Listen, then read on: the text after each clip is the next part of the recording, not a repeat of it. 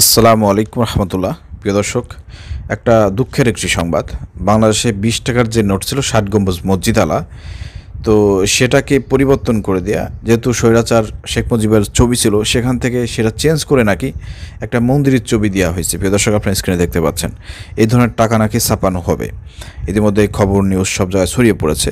বাংলাদেশের 96% মুসলমান বিক্ষুব্ধ ইউনূস সরকারের উপর, যে ইউনূস সরকার এটা কী করলো, যেখানে ভারতে আমাদের হাজার হাজার মসজিদ ভেঙে সেখানে হিন্দুত্ববাদী মোদী সরকার মন্দির বানাচ্ছে, সেখানে বাংলাদেশে আমাদের 96% বাংলাদেশে মুসলমানের দেশ, সেখানে বাংলাদেশের টাকায় 20 টাকার নোটে 60 গম্বুজ মসজিদ, যেটা সেই 60 গম্বুজ মসজিদ বাদ দিয়ে সেখানে মন্দির স্থাপন করা হচ্ছে।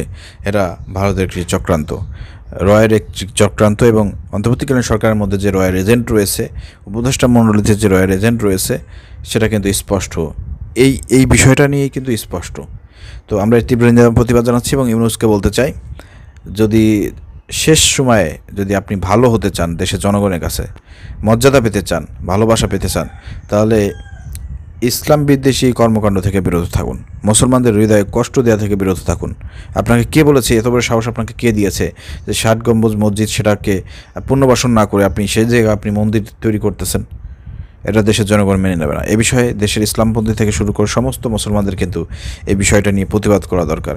আপনি অন্য কোনো টাকায় দিতে পারেন, 20 টাকায় আগে 60 গম্বুজ ছিল, আপনি 60 গম্বুজ পুনর্বাসন করেন, বহল করেন, কিন্তু সেখানে আপনি মন্দির লাগাই দেবেন, এটা তো হতে পারে না। এটা মেনে নেওয়া সম্ভব না। ঠিক আছে, এটা আসলে কি বলবো, এই সরকারকে বিপদে ফেলানো অথবা দেশকে অস্থিতিশীলতা করার জন্য একটি চক্রান্ত। এই চক্রান্ত, আমরা চক্রান্ত বলে অনেকেই এগুলো এড়িয়ে যাই, যে এটা একটা চক্রান্ত চলতেছে, উস্কানিতে পা দেওয়া যাবে না, ভাঙবুং কথাবার্তা বলে আমরা অনেক সময় দেখা যায় যে এই বিষয়গুলো এড়িয়ে যায়, কিন্তু এগুলো বাস্তবায়ন হয়ে যায়। এখন আপনি চিন্তা করে দেখেন, এরকম মন্দির যদি সবার পকেটে পকেটে থাকে, সবার বাড়িতে থাকে এই ছবি, 96% মুসলমানের দেশে যদি এই ধরনের কর্মকাণ্ড হয়, এটা মেনে নেওয়া যায়?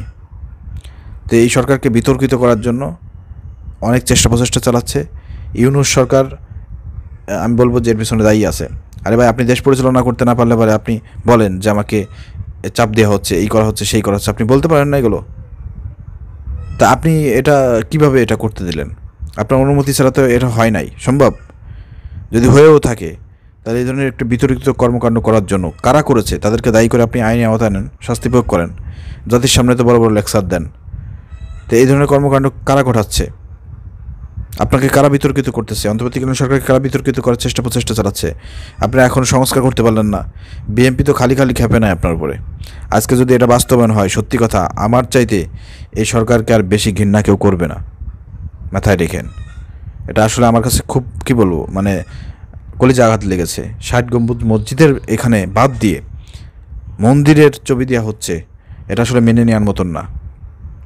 যদি এই ধরনের কর্মকাণ্ড বাস্তবিকভাবে হয়ে থাকে, তাহলে অন্তর্বর্তীকালীন সরকার দেশের জনগণের কাছে, মুসলমানদের কাছে সবচাইতে ঘৃণার পাত্র হবে।